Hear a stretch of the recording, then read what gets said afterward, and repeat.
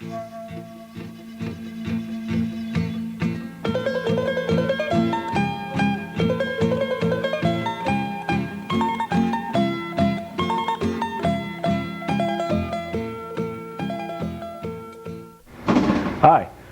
welcome to Vegetarian Kitchen.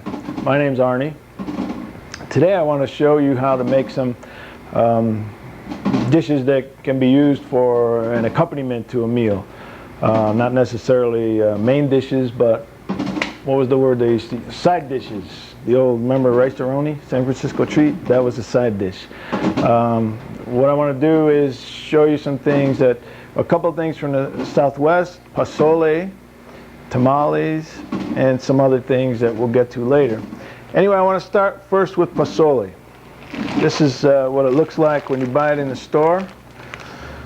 Pozole is a dried corn, and the corn has been treated with lime. It's a highly alkaline solution, and what it does, it changes the color, the flavor, and a little bit of the texture of the corn. It's the same as, same process as hominy. You've heard of hominy grits. The pozole is more or less the southwestern version of that. I think, my theory as to how this was discovered is that Native Americans, they had corn, and they always had a fire going, and maybe they had like a wet campfire. When you mix ashes with water, it makes lye, a highly alkaline solution. And I think somehow the three got mixed together. Ashes from the fire got wet, corn fell in it. Maybe it stayed in there for a while, and the people, they didn't have a grocery store to go to, so they ate it anyway. They rinsed it off. They said, well, let's eat it. And they liked it. And so they remembered what happened. They started to do this. Anyway, that's my theory. I have no idea whether it's right or not. Anyway, once you take your pozole, take 2 cups of pozole and 6 cups of water. Okay, you need to boil it for 2-3 hours. It takes a while for the corn to become tender, and it becomes tender. It expands a little bit. It absorbs the water, and it starts to look, if you can see this, it starts to look almost a little bit like popcorn. You know, it's not yellow, it's more or less white. Anyway, once it's tender, now I'm going to turn the heat up on this, get it cooking again. Once your pozole is tender, then you want to season it. What I do, I take a saute pan with a little bit of olive oil, okay, maybe a tablespoon of olive oil, and I take a little bit of onion and a little bit of roasted Anaheim or green chili. The Anaheim chili, the roasted Anaheim chili adds a smoky flavor and a little bit of heat, not a lot. So anyway, I have a little bit of onion, maybe this is about 1/3 of an onion, and 2 roasted Anaheim chilies, okay? And when my pan gets warm, it's almost warm enough. I put that in the pan and I let that saute. To that, I add a little bit of oregano, about 1/4 teaspoon of oregano, not a lot. A little bit of cumin, more of a cumin, maybe a half teaspoon of cumin, okay? And then salt. Salt is to your taste. I have a fondness for salt, so you may not want to use as much as I do. Maybe you want to use more.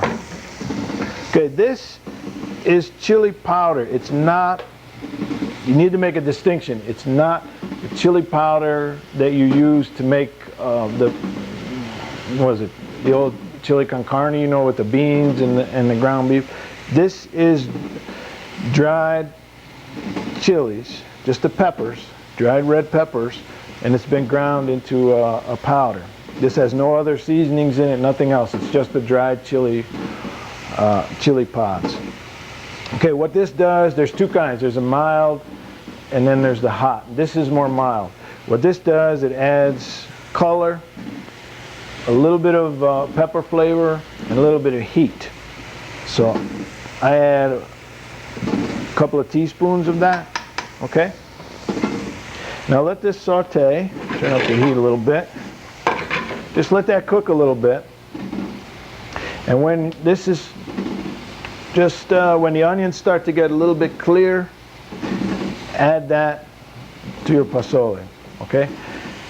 And then you can cook it a little more. The pozole never really gets to be mushy. It doesn't get really soft. It always has a nice chewy texture, and it has a wonderful corn flavor. It's really good. It's almost, the flavor is reminiscent of corn tortillas. You know, it has that flavor to it. Because the corn tortillas are also made from the pozole or the hominy. It's just it's a ground fine into a flour. In fact, we'll be working with that flour. It's called masa harina. We'll be working with that when we make our tamales. Okay, so this is sauteing. Now you can make the pozole like a soup.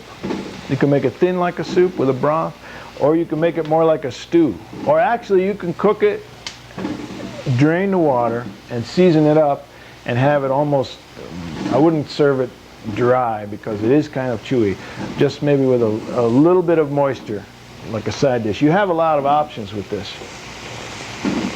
Actually, I need a spoon here. Stir up these. Okay, so now we've got our chilies and our onions. I don't want this to burn. So this is about ready. One thing with sauteing this is that it brings out the flavor. It sweetens the onions a little bit. It brings out the flavor of the spices and the chilies. And also what the powdered chili does.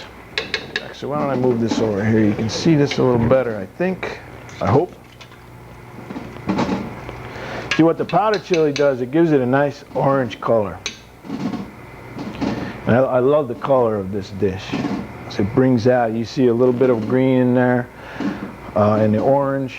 Sometimes, depending on the chili powder, a lot of the chili powders are different. Some of them are more dark. If you don't like really hot foods, you can substitute paprika for the chili powder. Okay, now this is coming to a boil. Now this is basically done. And what I showed you is the version that, now this needs to cook a little bit to combine the flavors. Maybe you could cook this for a half hour or so. We might come back to this. Maybe I'll put this on a low heat and cover it. Okay, I'll let this cook a little bit and we'll come back to it after we put together our tamales. We'll come back to this, and actually I have some tamales that are cooking here. That's another item you need to plan for, and yeah, they're coming along. They're getting there. So why don't I take just a 2-second break, and we'll come back. We'll make some tamales, and after that we'll check and see how the pozole is doing. Okay. Next thing I want to show you how to do is tamales. Now tamales are something that normally are made with pork filling. So I'm going to make a vegetarian filling for that with zucchini and red onion, and show you how to make a vegetarian tamale. Now tamale is also something that you need to plan a little bit ahead of time. They take a while to cook. I usually steam them for an hour or two. So first thing to do is you take your corn husks. You can get these at King Soopers now. See the dried corn husks, right? These are what you wrap the harina paste. You wrap these. What you do is you just take a handful of those, put them into boiling water, okay? And you get this out of the, and you get these little wrappers. You can hear my steamer bubbling in the background. Hear that?